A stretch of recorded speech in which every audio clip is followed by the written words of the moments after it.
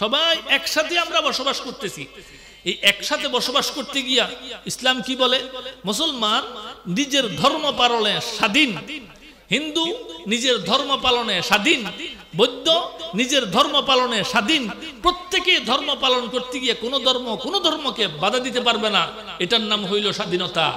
কিন্তু এই স্বাধীনতার নামে হিন্দুগণ মুসলমানদের উপর নিজেদের ধর্ম চাপাইয়া দেবে, বৌদ্ধগণ নিজেদের ধর্মকে মুসলমানদের ধর্মের উপর চাপাইয়া দেবে। এটা তো স্বাধীনতা নয়, এটা তো স্বেচ্ছাচারিতা। তারা আমাদেরকে বুলি শিখায় স্বাধীনতার, কিন্তু তারা করে আসলে স্বেচ্ছাচারিতা। স্বাধীনতা মানে স্বেচ্ছাচারিতা নয়, স্বাধীনতা মানে প্রত্যেকে নিজ নিজ ধর্ম পালনে স্বাধীন হবে, কিন্তু স্বেচ্ছাচারিতা করা যাবে না।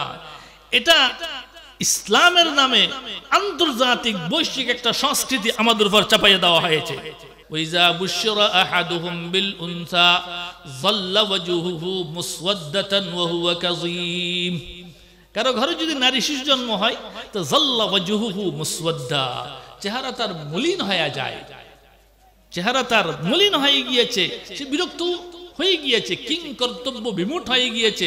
তাকে সমাজের মধ্যে এক নারীর পিতা বলিয়া ডাকবে, অমুকের বাবা, নারীর বাবা, একথা বলিয়া ডাকবে, এটা সে লজ্জাকর মনে করে, এটা সে বরদাস্ত করতে পারে না।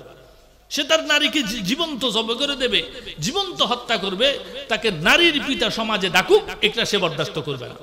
আইয়ামে জাহিলিয়তে ছিল এটা একটা অপসংস্কৃতি, কোন ঘরে নারী শিশু জন্ম হওয়াটা সে বরদাস্ত করে নাই। এক আইয়ামে জাহিলিয়তে বর্বর যুগে গোত্রে গোত্রে মারামারি, বনি নজির বনি কুরাইজের সাথে আউস একটা গোত্র, খাজরাজ আরেকটা গোত্র, এই গোত্র আরেক গোত্রের সাথে, এই গোষ্ঠী আরেক গোষ্ঠীর সাথে জীবন ভর মারামারি করে। কেন মারামারি করো? পূর্বপুরুষ বাপদাদারা মারামারি করেছে, যুদ্ধ করেছে, আমরাও যুদ্ধ করব। এই বাস পূর্বপুরুষ যুদ্ধ করেছে, এ কারণে যুদ্ধ করতে থাকা, এটাকে বলা হচ্ছে বর্বর। এটা তাদের পূর্বপুরুষ থেকে প্রচলন হয়ে আসতেছে, বাপদাদারা করেছে, আমরাও করব। এইভাবে গোষ্ঠী গোষ্ঠী যুদ্ধ চলতে থাকবে, বর্বরতার অপসংস্কৃতি। রাসূলুল্লাহ সাল্লাল্লাহু আলাইহি ওয়াসাল্লাম এক যুদ্ধের ময়দানে যাচ্ছিলেন। সেখানে এক মুহাজির কোন কারণে এক আনসারকে একটা ঘুষি বা থাপ্পড় দিয়েছে, এক আনসারকে ঘুষি দিয়েছে বা একটা থাপ্পড় দিয়েছে যুদ্ধের ময়দানে সফরকালীন সময়ে। আব্দুল্লাহ ইবনে উবাই ইবনে সুলুল রাইসুল মুনাফিকিন, একজন সরদার, মুনাফিকদের সরদার, সে দেখলো এক মুহাজির এক আনসারকে ঘুষি দিয়েছে। মুহাজির কারা? যারা মক্কা থেকে মদিনায় আসছে, যারা এখানের অধিবাসী নয়। আনসার কারা? যারা মদিনায় পূর্ব থেকে অধিবাসী, যারা মুহাজিরকে সহযোগিতা করেছে। মুহাজির আনসারকে যখন ঘুষি মারছে, তখন আব্দুল্লাহ ইবনে উবাই ইবনে সুলুল সুযোগ পাইয়া, মুনাফিক তো সুযোগ পেয়ে ভিতরে আগুন জ্বালাইয়া দিয়েছে। যাদের আশ্রয় ছিল না, আমরা তাদেরকে আশ্রয় দিয়েছি, আজ তারাই আমাদেরকে ঘুষি দিতেছে, থাপ্পড় দিতেছে। এদেরকে অতি সত্বর মদিনা থেকে বের করে দেওয়া দরকার। লানুখরিজান্নাল আ'আজ্জু মিনহাল আদাল, আমরা সম্মানিতগণ এই সমস্ত বেইজ্জত অসম্মানীদেরকে বের করে দেব। একথা বলিয়া আনসার ও মুহাজিরদের মধ্যে দ্বন্দ্ব লাগাইয়া দিতে চায়। রাসূলুল্লাহ সাল্লাল্লাহু আলাইহি ওয়াসাল্লাম যখন খবর পাইলেন, তখন সাথে সাথে আসিয়া বললেন, আফা হুকমাল জাহিলিয়াতে, বর্বরতা তো তোমাদের মধ্যে এখনো থেকে গিয়েছে। সেই বর্বর যুগে যেরকম গোষ্ঠীর কারণে একে অপরের সাথে মারামারি করতে, এখানে তোমরা আনসার বলিয়া তোমরা আনসারের পক্ষ নিচ্ছ, মুহাজির বলিয়া আরেকজন মুহাজিরের পক্ষ নিচ্ছ। কে ন্যায় করেছে, কে অন্যায় করেছে এটা দেখতেছো না, গোষ্ঠীর কারণে একে অপরের সাথে লেগে যাইতেছো, মারামারি করতেছো। এটা তো বর্বরতা। বুঝা গেল ইসলাম বর্বরতার সমস্ত অপসংস্কৃতিগুলাকে বন্ধ করে ইসলামী সংস্কৃতি ভাই ভাই করে দিয়েছিল। আমি এই পর্যন্ত কথা এটা বুঝাইতে চাইছি, সংস্কৃতি কি জিনিস। একজন মানুষ তার জিন্দেগি পরিচালনা করতে যাহা কিছু লাগে, এর পুরোটাই সংস্কৃতি। ইসলাম যদি এটাকে সাপোর্ট করে তাহলে ইসলামী সংস্কৃতি, আর ইসলাম যদি এটাকে সাপোর্ট না করে তাইলেই বলবো এটা অপসংস্কৃতি। এবার দেখেন আমাদের সমাজে সংস্কৃতি বলতে বলতে কি কি আছে। ইসলামী সংস্কৃতি মানব জাতিকে সভ্যতার সর্বোচ্চ শিখরে পৌঁছাইতে পারে। আর এক অপসংস্কৃতি সমাজকে অধপতনের একদম গহীন গহরে গর্তের মধ্যে ফেলে দিতে পারে। এখানে ইসলামী সংস্কৃতি একমাত্র সমাজের মধ্যে জীবিত করা দরকার। আর যত কিছু অপসংস্কৃতি আছে সমস্ত অপসংস্কৃতিগুলাকে সমাজ থেকে বিতাড়িত করা দরকার, দূর করে দেওয়া দরকার। বর্বরতার যুগের কিছু অপসংস্কৃতির এক দুইটা নমুনা আমি আপনার সামনে তুলে ধরেছি। বর্তমান যুগে আমাদের মুসলিম উম্মার অবস্থা দেখেন। একটা হইল ব্যক্তিগত জিন্দিগিতে ইসলামী সংস্কৃতি অপসংস্কৃতি। নম্বর 2 হইল পারিবারিক জিন্দিগিতে আমাদের সংস্কৃতি অপসংস্কৃতি। নম্বর 3 হইল সামাজিক। নম্বর 4 হইল রাষ্ট্রীয়। নম্বর 5 হইল বৈশ্বিক, গ্লোবালাইজেশন যেটাকে বলা হয়, আন্তর্জাতিকভাবে সারা বিশ্বে মুসলমানের উপর স্টেম রোলার চালায়। মুসলমান দাড়ি টুপিওয়ালা দেখলেই ইহুদি খ্রিস্টান মুসলমানকে সন্ত্রাস নামে আখ্যায়িত করে থাকে। সেই সমস্ত ইহুদি খ্রিস্টান হাজারো মুসলমানকে হত্যা করুক, হাজারো মুসলমানকে স্টেম রোলার নিপীড়নে নির্যাতিত করুক, এরপরেও মুসলমান হবে সন্ত্রাস, তারা হবে মানবাধিকার রক্ষা করেনওয়ালা। এই যে একটা বৈশ্বিক সন্ত্রাস, তত্ত্ব সন্ত্রাস চালাইতেছে, এটা বৈশ্বিক সংস্কৃতি। আজ মুসলমান বৈশ্বিক অপসংস্কৃতির জাতাতলে নিষ্পেষিত। সারা বিশ্বের মধ্যে মুসলমান মার খাইতেছে, তারা মার দিতেছে, এরপরেও তারা মুসলমানকে বলে থাকে সন্ত্রাস। আর তারা নাকি মানবাধিকারের, মানবতার ধ্বজাধারী, অথচ তারাই হইল সন্ত্রাস। মুসলমান কখনো সন্ত্রাস হয় না। এটা হইল বৈশ্বিকভাবে মুসলমানদেরকে সংস্কৃতির জাতাকলে অপসংস্কৃতির নিচে আমাদেরকে ফেলাইয়া দিয়েছে। এটা বললাম কি আন্তর্জাতিকভাবে। আমাদেরকে আন্তর্জাতিকভাবে শিখানো হয় মানুষ স্বাধীন চেতা মানুষ। স্বাধীনতা মানুষের জন্মগত অধিকার। এই যে স্বাধীনতা মানুষের জন্মগত অধিকার, ইসলামও বলে মানুষ খুদ মুখতার। স্বাধীনতা আরবি শব্দ, মানুষ মুখতার, খুদ মুখতার। কিন্তু এই স্বাধীনতা কি স্বেচ্ছাচারিতা? বৈশ্বিকভাবে আমাদেরকে স্বাধীনতার নামে স্বেচ্ছাচারিতা শিক্ষা দেয়, অথচ ইসলাম স্বাধীনতা শিখায় কিন্তু স্বেচ্ছাচারিতা শিক্ষা দেয় না। আমাদের দেশে হিন্দু, বৌদ্ধ, খ্রিস্টান, মুসলমান সকলেই সহাবস্থানে আছে। সবাই একসাথে আমরা বসবাস করতেছি। এই একসাথে বসবাস করতে গিয়া ইসলাম কি বলে? মুসলমান নিজের ধর্ম পালনে স্বাধীন, হিন্দু নিজের ধর্ম পালনে স্বাধীন, বৌদ্ধ নিজের ধর্ম পালনে স্বাধীন।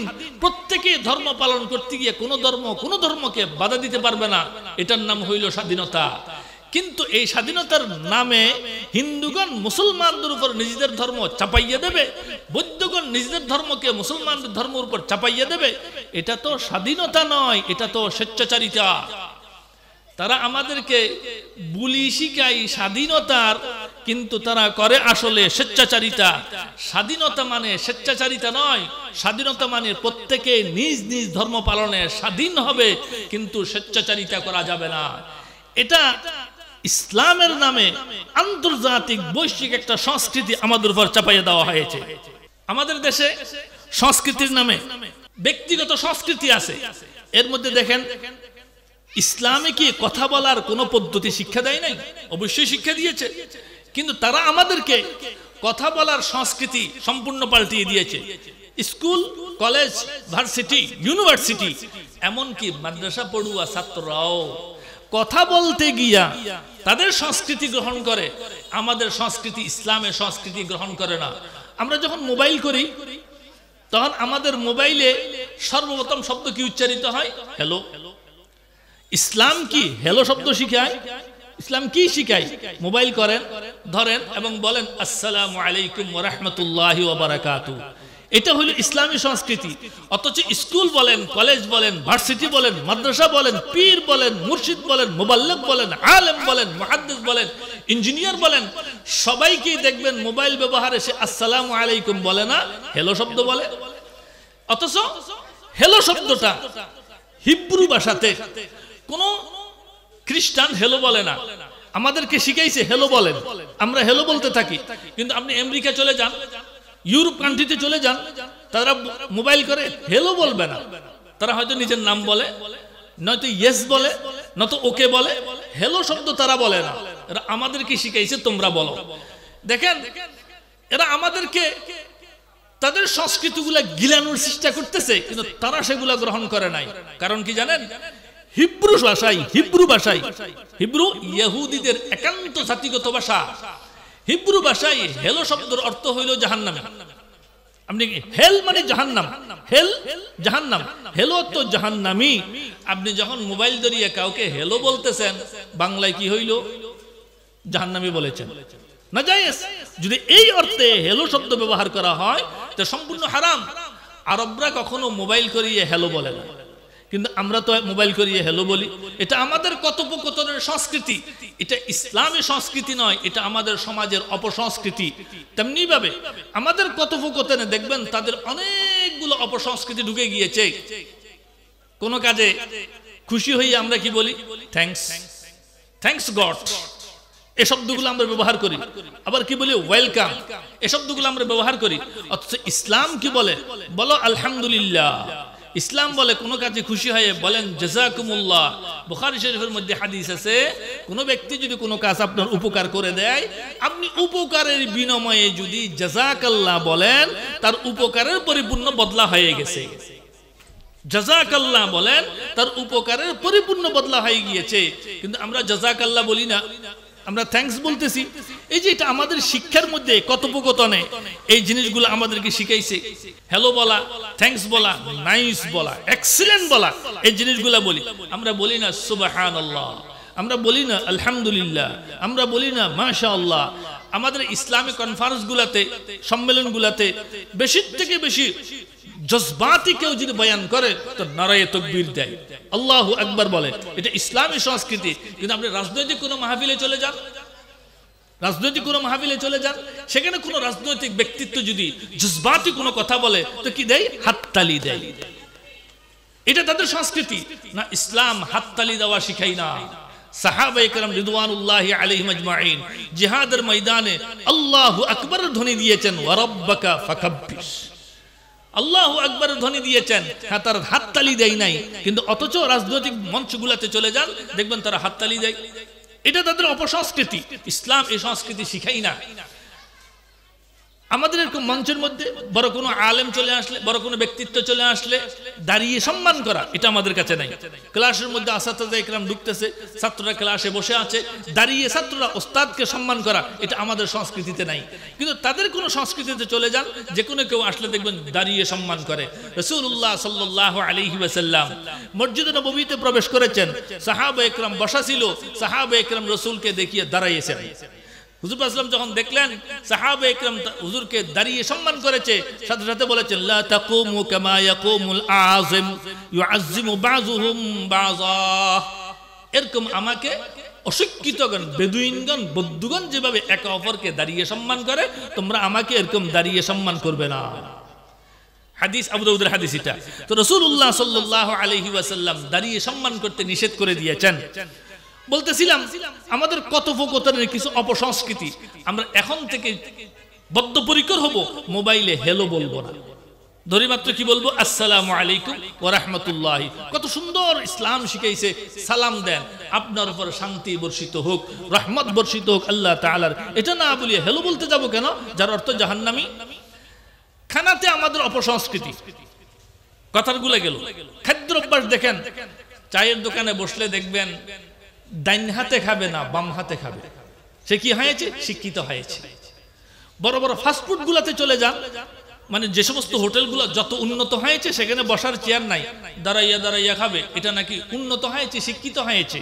আপনি যদি সেখানে ডাইন হাত দিয়া খাদ্য আহরণ করেন, বসিয়ে নিচে বসিয়ে যদি খাদ্য আহরণ করেন, আপনাকে বলবে সেকেলা হয়ে গিয়েছে, পুরাতন, শিক্ষিত সমাজের মধ্যে আসে নাই, এখনো পর্যন্ত সে সাজতে পারে নাই, আধুনিক হইতে পারে নাই, ডিজিটাল হইতে পারে নাই, কারণ সে ডান হাতে খাচ্ছে। বাম হাতে খাওয়াটা শিক্ষিতের, এরকম মনে করে থাকে। না, ইসলাম বলে ডান হাতে খাও, বাম হাতে নয়। কেন? রাসূলুল্লাহ সাল্লাল্লাহু আলাইহি ওয়াসাল্লাম বলেন ইন্নাল্লাহা ইউহিব্বুত তায়াম্মুনা হাত্তা তানাউলা ওয়াত তারাজ্জুল। আল্লাহ তাআলা ডানকে পছন্দ করেন, আর শয়তান বামকে পছন্দ করে। যেই ব্যক্তি ডাইনে খাইলো সে তাকে আল্লাহ পছন্দ করলো, যেই ব্যক্তি বাম হাত দিয়ে খাইলো তাকে শয়তান পছন্দ করলো। অথচ তারা বাম হাতে খাবে, এটাকে সে মনে করে যে শিক্ষিত হয়ে গিয়েছে, ডিজিটালাইজেশন হয়ে গিয়েছে, গ্লোবালাইজেশন হয়েছে। না, ডাইন হাতে খাওয়াটাই হইল সভ্যতা, বাম হাতে খাওয়াটা হইল অসভ্যতা। ডাইন হাতে খাওয়াটাই হইল ইসলামী সংস্কৃতি, বাম হাতে খাওয়াটা হইল ইসলামের নামে অপসংস্কৃতি। আবার দেখেন, খানা খাওয়ার পরে প্লেট চেটে চুটে খাওয়া, না খাবে না। হোটেলে গিয়ে দেখবেন খাইয়ে কিছুটা রেখে দিয়েছে, পুরাটা সে খাবে না। এটা নাকি সভ্য হয়েছে, সে পুরাটা খাবে না, সভ্য হয়ে গিয়েছে। আরে পুরাটা না খাওয়া এটা কোন ধরনের সভ্যতা? আমাদের গ্রামে গরু যারা ফালে তারা রাত্রেবেলা গরুকে খাদ্য দেওয়ার জন্য একটা গাবলা থাকে, যেখানে খেরকুটা পানি দিয়ে ভিজাইয়া দিয়ে দেয়, আর গরু সেখানে খাইতে থাকে। তো গরু কেমনে খায়? মুখ সেখানে ঢুকাইয়া দেয়, এরপর সে খেরকুটা মুখের মধ্যে নিয়ে ডাইনে একটা ঝাঁকি দেয়, বামে একটা ঝাঁকি দেয়, কিছু ফেলাইয়া দেয়, কিছু খাইতে থাকে, কিছু ফেলাইয়া দেয়, কিছু খাইতে থাকে, কিছু ফেলাই দেওয়া, কিছু খাইতে থাকা। এটা তো গরুর অভ্যাস, এটা সভ্যতার অভ্যাস হয় কেমনে? অথচ তারা দেখবেন কিছু খাবে, কিছু ফেলাইয়া দেবে। এটা নাকি মানবতার অভ্যাস? না, মানবতার অভ্যাস হইল চেটে চুটে খাওয়া। এক হাদিসের মধ্যে আছে, সাহাবে একরাম জিহাদের ময়দানে গিয়েছেন, কাফেরদের সামনে খাইতে বসছে, দস্তরখান বিছাইয়া খাইতে বসছে, চেটে চুটে খাচ্ছেন, এবং কিছু খাদ্য দস্তরখানে পড়ে গেছে, এটা তুলে তুলে খাইতেছে। ইসলাম দস্তরখানে পড়ে গেলে তুলে খাইতে বলে, এই যে তুলে তুলে খাইতেছে। কাফেররা দেখিয়ে বলতেছে, দেখো এই আরব কত দূর থেকে খানা খাইতে আসছে, অসভ্য জাতি, ক্ষুধার্তের জাতি, যেটা পড়ে যাইতেছে সেটাও তুলে খাইতেছে। তখন এক নও মুসলিম হুযায়ফাতুল ইয়ামান রাদিয়াল্লাহু তাআলা আনহুকে বললেন, হযরত এই যে পানি, এই যে খাদ্য নিচে পড়ে যাইতেছে, এটা তুলে তুলে খাইতেছেন, এটার কারণে ইহুদি খ্রিস্টান আমাদেরকে গালি দেয়, আজকের জন্য অন্তত এটা তুলে খাইয়েন না, থাক না ভরি, থাক না, এরকম খাদ্য ভরে গেলে কি হয়েছে? তো হুযায়ফাতুল ইয়ামান রাদিয়াল্লাহু তাআলা আনহু বললেন, আনাতরুকু সুন্নাত হাবিবি লিহাযিল হুমাকা। এই বেওয়াকুফ ইহুদি খ্রিস্টানরা কি বুঝে সভ্যতা, এই বেওয়াকুফ কি বলবে না বলবে, এই কারণে আমি রাসূলুল্লাহ সাল্লাল্লাহু আলাইহি ওয়াসাল্লামের সুন্নাত ছেড়ে দেব, এটা কখনো হতে পারে না। এটা সুন্নাত ছাড়া যাবে না, সুন্নতেই হইল সমস্ত সভ্যতার মূল। অথচ আমাদেরকে শিক্ষা দেওয়া হয় বাম হাতে খাও, আমাদেরকে শিক্ষা দেওয়া হয় চেটে চুটে খাইও না, যা খাইবে কিছু থাক কিছু পরে যাক। এভাবে এটাকে তারা সভ্যতা মনে করে। সিগারেট পান করা, গ্রাম অঞ্চলের কথা বাদ দেন, কলেজ ইউনিভার্সিটিতে যারা পড়ে এদের মধ্যে দেখবেন বড় ভাই সিগারেট খায়, বড় ভাই সিগারেট খায়। সিগারেট খাওয়া এটা একটা সভ্যতা, এটা একটা সংস্কৃতি। অথচ কোরআন ও হাদিসে বলতেছে জাহান্নামীদের আলামত হইল নাক দিয়া মুখ দিয়া ধোঁয়া বের হওয়া। এটা জাহান্নামীদের আলামত, নাক দিয়া মুখ দিয়া ধোঁয়া বের হওয়া, এটা জাহান্নামীদের আলামত। বুঝা গেল যে সমস্ত ব্যক্তি দুনিয়ার মধ্যে সিগারেট টানে, এদের নাক দিয়ে মুখ দিয়া ধোঁয়া বের হয়, এদের সাথে জাহান্নামীদের সাথে একটা মিল আছে। এটা সভ্যতা হতে পারে না, এটা সংস্কৃতি হতে পারে না। যে এই সিগারেট খাওয়াকে সভ্যতা বলা যাবে না, এটাকে অসভ্যতা বলতে হবে, এটাকে দূরে রাখতে হবে। আমাদের সমাজের মধ্যে পোশাক পরিচ্ছদ সংস্কৃতি, দেশীয় জিনিস ভালো লাগে না, দেশীয় জিনিস ভালো লাগে না। বাজারে গেলে কাপড় কোন দেশি, বাংলাদেশি, জি না এটা নেওয়া যাবে না। কাপড় যদি বিদেশি হয়, হ্যাঁ এটা নেওয়া যাবে। কে ভাই দেশীয় ফিরিত কমে গেল কেন? শুধুমাত্র স্বাধীনতা বলতে গেলে দেশীয় ফিরিত উতলাইয়া উঠে, আর সমস্ত কাজে পোশাক পরিচ্ছদ যে সমস্ত মার্কেটে জিনিস পাওয়া যায় সমস্ত জিনিসের মধ্যে বিদেশি ফিরিত উতলাইয়া উঠে, দেশীয় ফিরিত আর কাজ করে না। বহু বছর আগে ইনকিলাবের মধ্যে পড়ছিলাম, এটা ইনকিলাবে পড়ছি আমি, যখন আমেরিকা পরাশক্তি হয় নাই, এখন আমেরিকা পরাশক্তি। যখন আমেরিকা পরাশক্তি হয় নাই, তখন আমেরিকা ছিল মৌলিকভাবে চাষ প্রধান দেশ, সেখানে চাষ বেশি হইত, বিশাল রাজ্য, সেখানে চাষ করত। তো চাষারা চাষ করতেন, এখনো মতো ট্রাক্টর নাই, গরুর ফিডের মধ্যে বসিয়ে থাকতো এবং হাল চষত। রাখাল গরুর ফিডে বসি বসি যখন হাল টানে, তখন দৈনিক একটা করে ফ্যান ছিঁড়ে যায়, প্যান্ট দৈনিক একটা করে ছিঁড়ে যায়। এখন মালিকরা চিন্তা করলো, এই যে রাখালকে যদি দৈনিক একটা করে ফ্যান সিলাইয়া দিতে হয়, তাহলে তো খাজনা থেকে বাজনা বেশি হয়ে গেল। খাজনা থেকে বাজনা বেশি হয়ে গিয়েছে না, দৈনিক একটা ফ্যান তো ছিঁড়তেছে, গরুর পিঠে বসে আছে, ঘোড়ার পিঠে বসে আছে, সারাদিন হাল চইতেছে, তো ফ্যান তো ছিঁড়বেই। তখন তারা চিন্তা করলো ছিঁড়বে না এরকম একটা ফ্যান আবিষ্কার করা দরকার। মাফ করবেন, এটা ইনকেলাবওয়ালা লিখেছে, আমি সেখান থেকে তথ্যটা আনছি, শুদ্ধ অশুদ্ধ ভুল নির্ভুল এটা তার কাছে, আমার কিছু না।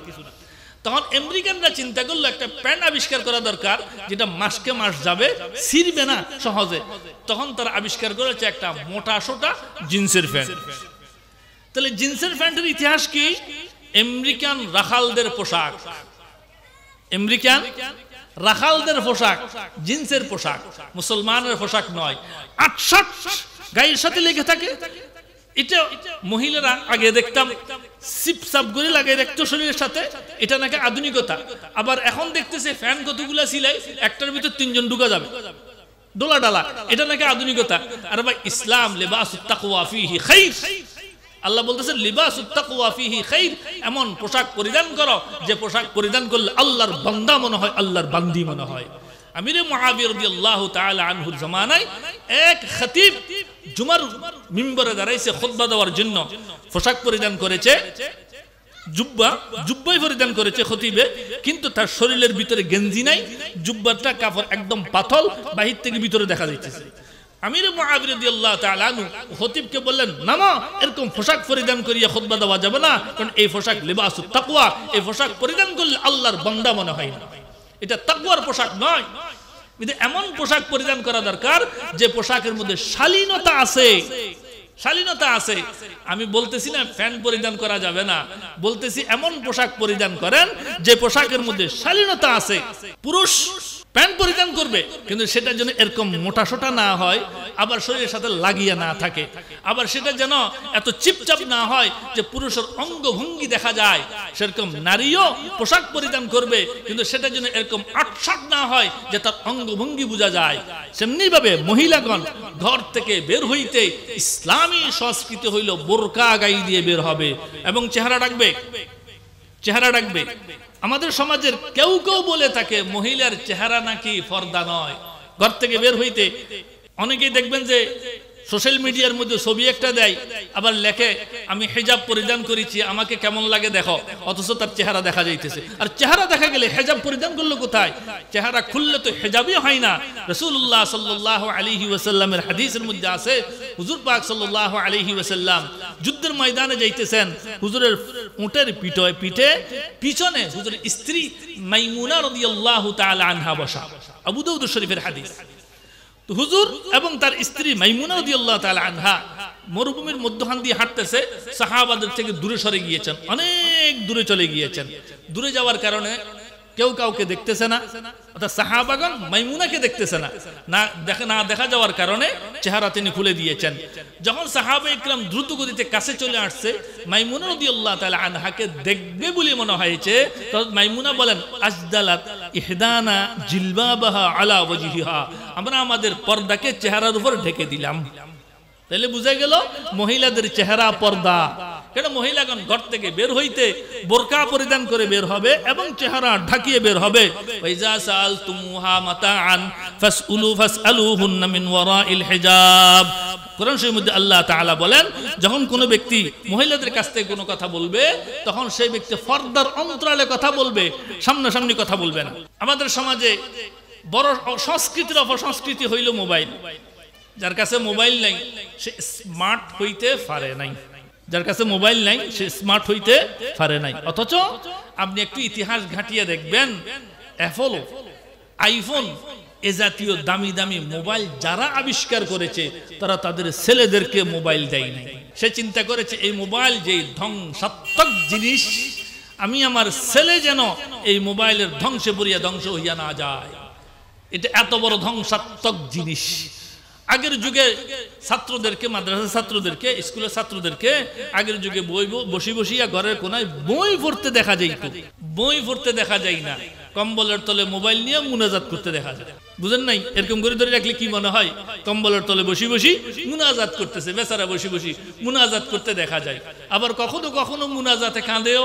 আপনি জানেন না যে আপনি আপনার ছেলেকে যে মোবাইল দাঁড়াইয়ে দিয়েছেন, মেয়েটাকে যে মোবাইল দাঁড়াইয়ে দিয়েছেন, সে কম্বলের তলে ধরে ধরে মোবাইলে মুনাজাত করে, সেখানে কাঁদিও। কেন কাঁদে? ওই ছেলে এটা মেয়ে একটার সাথে চ্যাটিং করতেছে, যে মেয়ে একটা ছেলে একটার সাথে চ্যাটিং করতেছে, যে সেখানে কিছু না কিছু লিখেছে যা তার অন্তরে আঘাত লেগেছে, বেচারা কাঁদতেছে, মুনাজাতে কাঁদেও।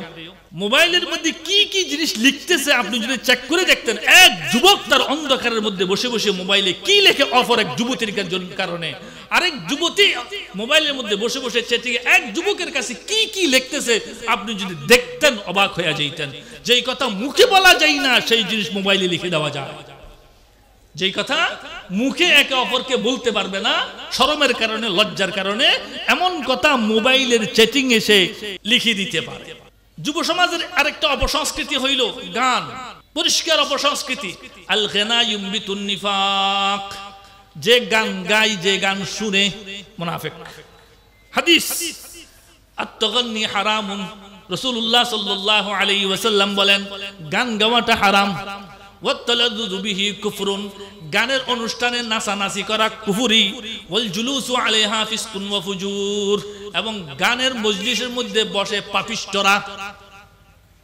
তাহলে বুঝা গেল সমাজে যারা গানের আয়োজন করে এরা সবাই ফাসিক, যারা গানের মধ্যে নাচানাচি করে এরা সবাই কাফের। আমার কথা নয়, এটা হাদিস তো শোনাচ্ছি। আত-তাগান্নি হারামুন, গান গাওয়াটা হারাম।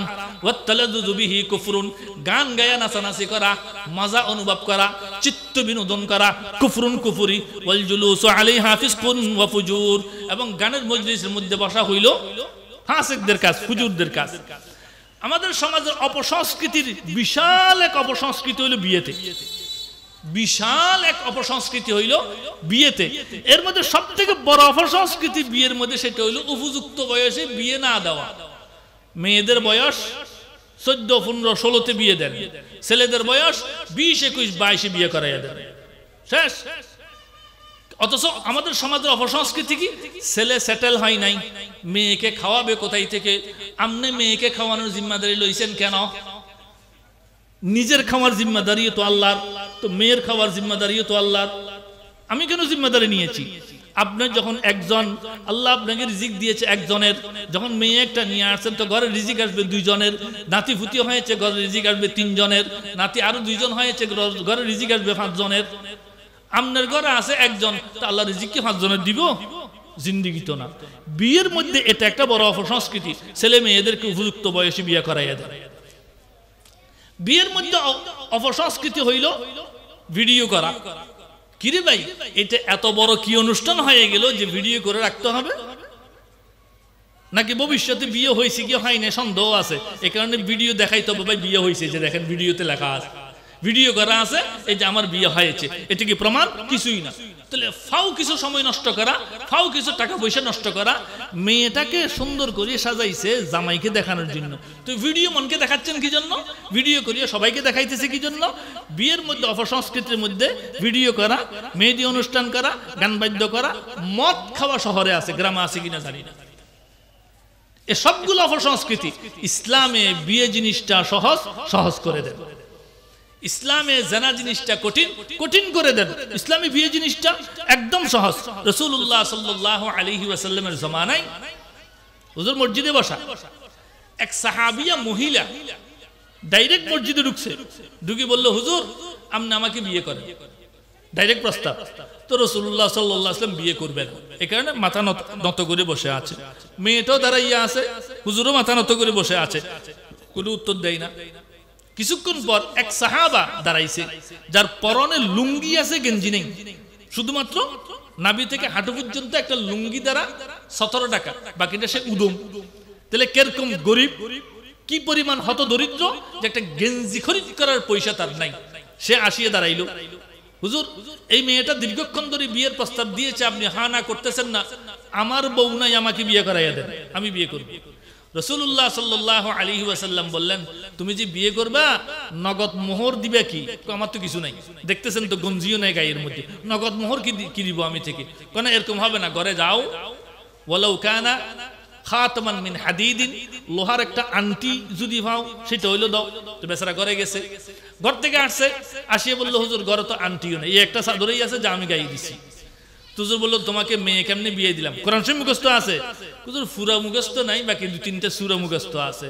আচ্ছা যাও, তোমার কাছে 2-3টা সূরা মুখস্থ আছে, এগুলো এই মেয়েটাকে শিখাইবা, যাও তোমাকে বিয়ে দিলাম, বউ নিয়ে চলে যাও।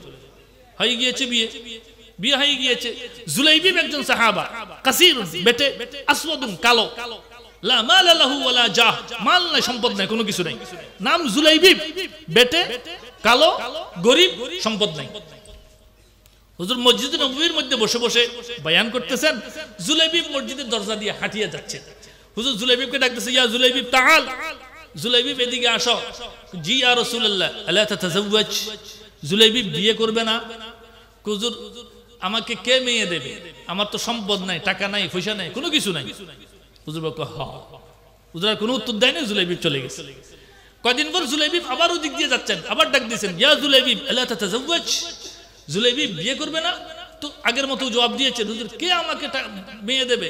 মালা জাহলা ওয়ালা মাল, আমার মাল নাই, সম্পদ নাই, সম্পদ আত্মগরিমা বলতে কোনো কিছু নাই, আমি খেটে খাওয়া একজন মানুষ।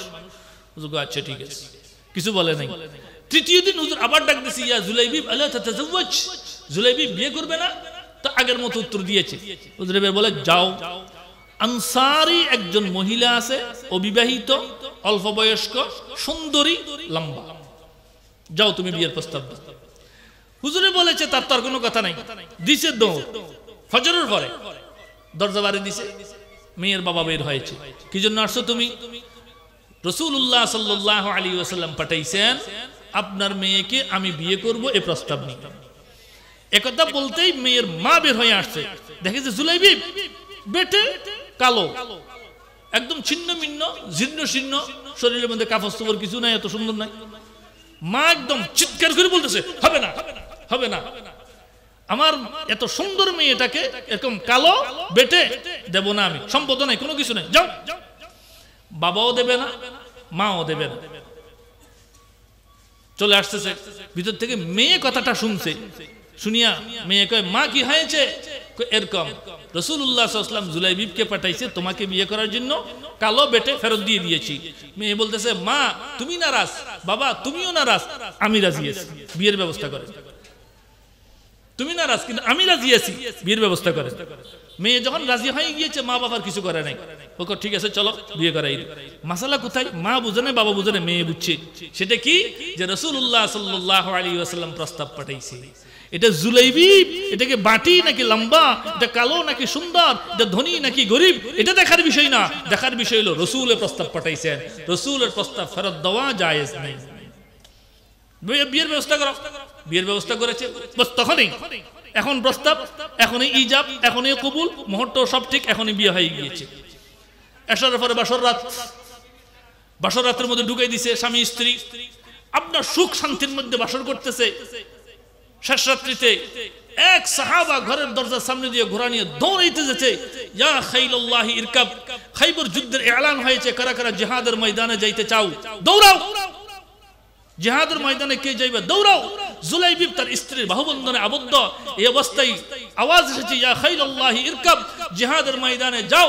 জুলাইবিব বাহুবন্ধন থেকে বের হয়ে ঘোড়ার উপর উঠিয়ে দিছে দৌড় যুদ্ধের ময়দানে, গোসলও করে না, জিহাদের ময়দানে গেছে। যুদ্ধ শেষ, যুদ্ধ শেষ হওয়ার পর রাসূলুল্লাহ সাল্লাল্লাহু আলাইহি ওয়াসাল্লাম বলেন, কারা কারা শহীদ হয়েছে সবাইকে ডাকো। সবাইকে ডাকছে, দেখে যে লাশ সবগুলো আছে, কোন সবাই আসে না, একজন থেকে গেছে। হুজুর বলেন, সাহাবায়ে কেরাম কে আছে? কোন একজন আছে, দেখো।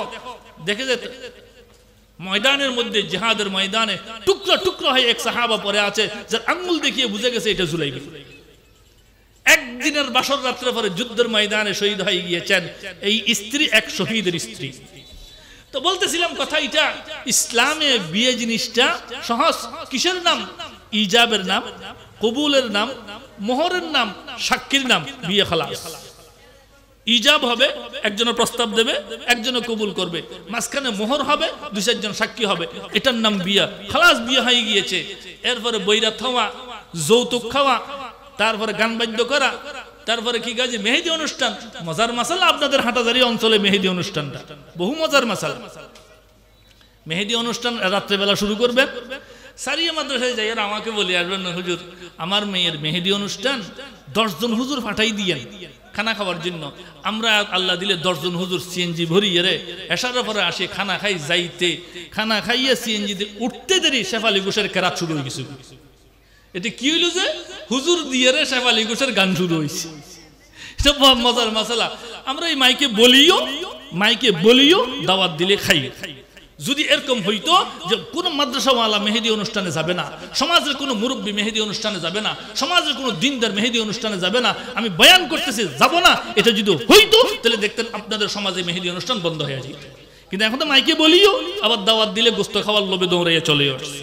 আমার কথা নয়, সবার কথা।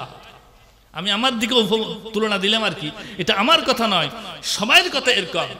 যাই হোক মাসালা, বিয়ে সংস্কৃতি এটা আমাদের একটা লম্বা সংস্কৃতি গেল, আমাদের সমাজে এরকম চলতেই থাকে।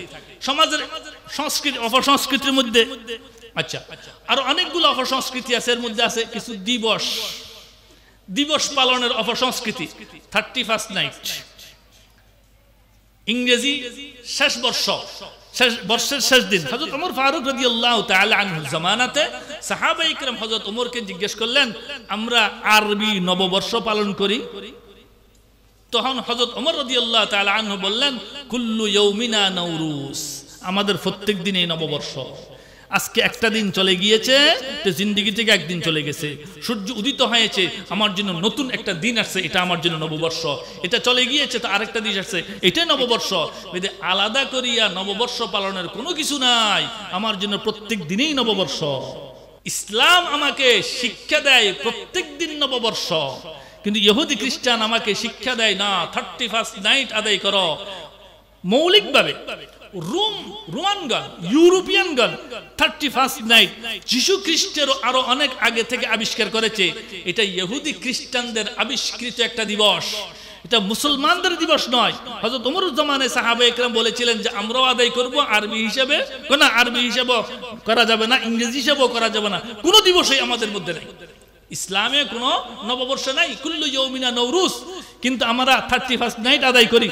আবার আদায় করার সময় সেখানে ছেলে মেয়ে উলঙ্গ হয়ে সমাজের মধ্যে রাস্তায় বের হয়ে যায়, সেখানে কিছু ফটকা ফুটানো হয়। এই যে 31st নাইটে ফটকা ফুটাই, এই সংস্কৃতি আমরা নিয়ে আসছি কোথায়? ঈদের দিন 31st নাইটে ফটকা ফুটাবে, গোলাবাজি করে, আবার ঈদের দিনও গোলাবাজি করে। ঈদের দিন আল্লাহ তাআলা ফেরেশতা রহমত নিয়ে দুনিয়ার মধ্যে পাঠায়। যেইভাবে ছেলেরা গোলা ফুটানো শুরু করে, ফেরেশতারা ভয়ে রহমত সবগুলো নিয়ে আসমানে ফেরত যাবে, একটা রহমতও দেবে না। এখানে সমাজে ঈদের দিন কোন ব্যবসায়ীকে যদি দেখেন ফটকা বেচে, কোন ছেলেকে যদি দেখেন ফটকা বাজায়, তো সাথে সাথে তার কানসাই ধরবে, তোর কারণে ফেরেশতা কোন রহমত ফেরত নিয়ে চলে যাবে।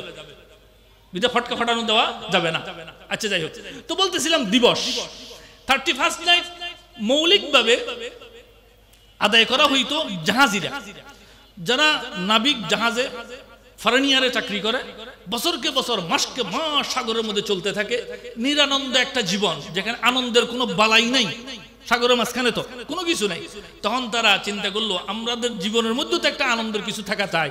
তারা বছরের একটা দিনকে 31st নাইট ঘোষণা করিয়া নারী পুরুষে একত্রিত হয়ে গান বাজনা করিয়ে তারা আনন্দ উদযাপন করে। এই জিনিসটা ইহুদি খ্রিস্টানের সংস্কৃতি, এটা মুসলমানের সংস্কৃতি কখনো হতে পারে না। তেমনি ভাবে জন্মবার্ষিকী পালন করা, সেই উপলক্ষে কেক কাটা, এটা ইউরোপিয়ানদের, এটা মুসলমানদের সংস্কৃতি নয়, এটা ইউরোপিয়ানদের। আপনি যেই দিন জন্ম হয়েছেন সেই দিনটাকে স্মরণ করার জন্য প্রতি বছর কেক কাটিয়া জন্মবার্ষিকী পালন করেন।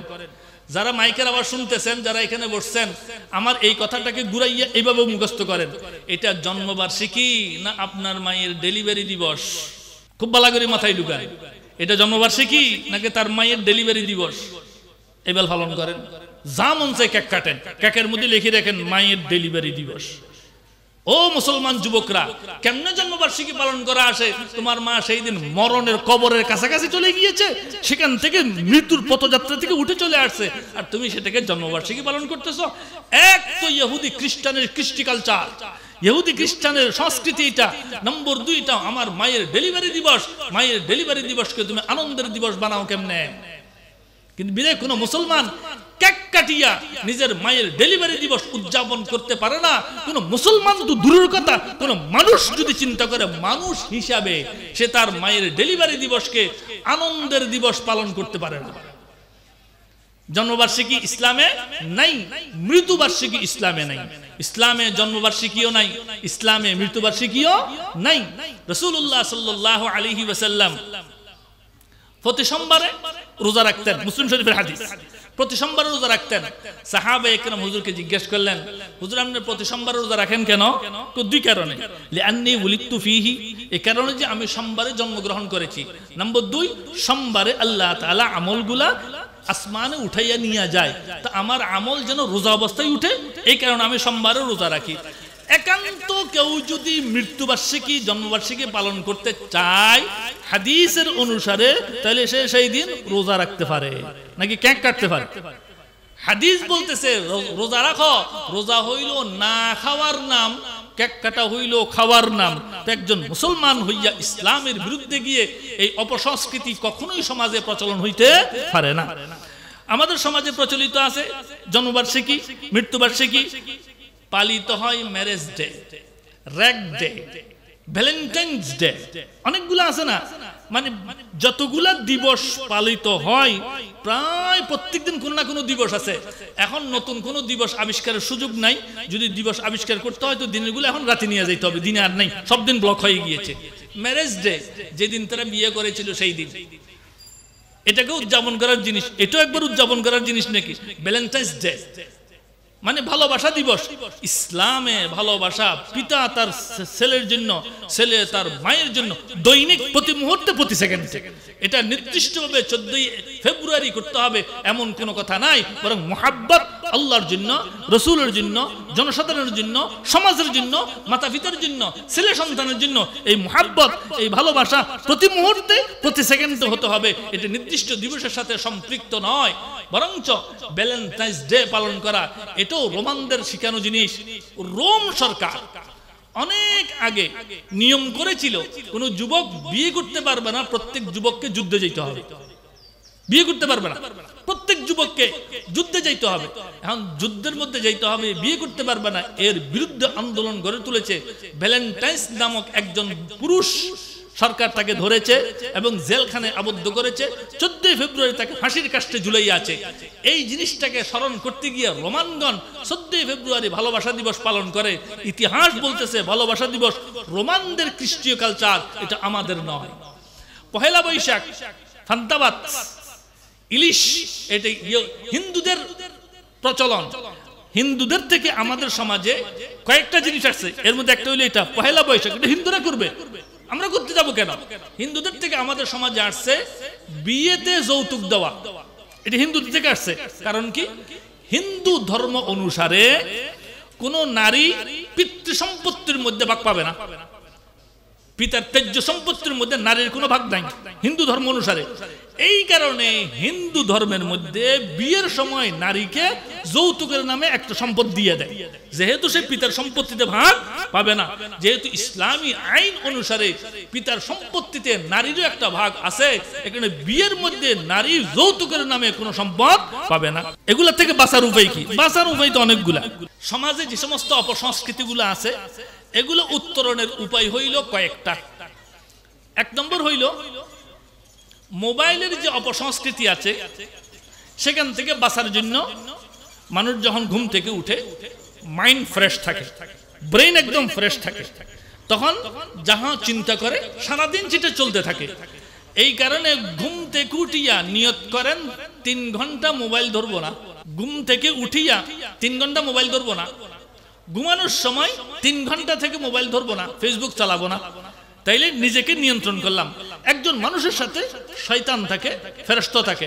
যদি ঘুম থেকে উঠি মাত্র আগে আপনি মোবাইল ধরেন, ঘুমানোর সময় যদি আপনি মোবাইল গুতাইতে গুতাইতে ঘুম যান, বুঝা গেল আপনি ফেরেশতা নিয়ন্ত্রিত মানুষ নয়, আপনি শয়তান নিয়ন্ত্রিত মানুষ। নিজেকে শয়তান নিয়ন্ত্রিত মানুষ না বানাইয়া নিজেকে ফেরেশতা নিয়ন্ত্রিত মানুষ যদি বানাইতে চান, তো এই পদ্ধতি অবলম্বন করেন যে ঘুম থেকে উঠিয়া মোবাইল গুতাবো না। মোবাইল গুতাইলে কি হবে? আপনি বলতেছেন মোবাইলে আমি কোরআন শরীফ পড়ি, কিন্তু মোবাইল তো তারা আবিষ্কার করেছে। ইহুদি খ্রিস্টান। তো নেটের যখন কানেকশন আছে সেখানে উলঙ্গ ছবিও আছে, সেখানে মহিলাদের ছবিও আছে, সেখানে গান বাজনাও আছে, সেখানে আপনি কোরআন শরীফও ঢুকাইছেন। তো কোরআন শরীফ উপর দিকে টানতেছেন টানতেছেন ফুটতেছেন ফুটতেছেন, উপর দিকে টানতে গিয়ে বলে ডাইনে টান পড়েছে। তো কোরআন শরীফের জায়গায় কি চলে আসছে? ডাইনে টান পড়ছে আর উল্টো একটা ল্যাংটা ছবি চলে আসছে। কোরআন শরীফ পড়তেছেন, উপর দিকে টানতে হবে, বলে ডাইনে টান দিয়েছেন, ল্যাংটা ছবি চলে আসছে। মাশাআল্লাহ, আপনি কোরআন শরীফকে এবং ল্যাংটা ছবিকে একত্রিত করে ফেলেছেন। আপনার মতো বদকিসমত দুনিয়ার মধ্যে আর কে হইতে পারে? মোবাইলকে সংরক্ষণ করেন। এক নম্বর। দুই পদ্ধতি হইল, এই জিনিসটা আপনার কাছে মনে হবে হাস্যকর, মানে অপসংস্কৃতি থেকে বাঁচার এই 2 নম্বর উপায়টা আপনার কাছে মনে হবে হাস্যকর। যে এটা হাস্যকর মনে হইল, এটাই আসল একটা পদ্ধতি। সেটা হইল 5 ওয়াক্ত নামাজ পড়া। সেটা হইল 5 ওয়াক্ত নামাজ পড়া। আমি কেন বলতেছি এটাই আসল পদ্ধতি? আপনি কি মনে করেন নামাজ পড়াটাকে? আজান দেওয়ার সাথে রাতে মসজিদে গিয়েছেন, সুন্নত পড়িয়ে তারপর মসজিদ থেকে বের হয়েছেন, আধা ঘন্টা সময় 1 ওয়াক্ত দিলেন, 5 ওয়াক্তের মধ্যে আপনি টোটাল 2.5 ঘন্টা সময় দিলেন। এই যে মসজিদে গেলেন, আধা ঘন্টা সময় বসলেন, কোনো গুনাহ নাই। সমস্ত দুনিয়াবী কাজ থেকে বিরত হইয়া নিজেকে আল্লাহর সামনে দাঁড় করাইয়া এক প্রশিক্ষণে প্রশিক্ষিত হইতেছি, আমি দুনিয়াদার নয়, আমি দিনদার। এটাই তো প্রশিক্ষণ দিচ্ছি মসজিদে গিয়া। যখন আপনি দৈনিক 2.5 ঘন্টা, আধা ঘন্টা করে 5 ওয়াক্ত আপনি আল্লাহর দরবারে গিয়ে নিজেকে একতার প্রশিক্ষণ দিলেন যে আমি আল্লাহওয়ালা, আমি দিনদার, আমি দুনিয়াদার নয়, তখন আপনাকে এই নামাজে ইন্না সালাতা তানহা আনিল ফাহশাই ওয়াল মুনকার একথা বুঝাচ্ছি যে আল্লাহ এই নামাজে আপনাকে আস্তে আস্তে অশ্লীল কাজগুলা থেকে, অপসংস্কৃতিগুলা থেকে দূরে সরাইয়া ইসলামী সংস্কৃতির দিকে নিয়ে আসবে। এটা হইল আসল সংস্কৃতি। অপসংস্কৃতি থেকে বাঁচার আসল উপায়। 2টো উপায় বললাম। 3 নম্বর উপায় হইল সমাজের 2-1 জন মানুষ তৈয়ার হন যারা এই অপসংস্কৃতিগুলো বন্ধ করবেন। এটা আল্লাহ করে বললাম না, বাস দোয়া করেন। ওয়া আখির দাওয়ানা আলহামদুলিল্লাহি রাব্বিল আলামিন।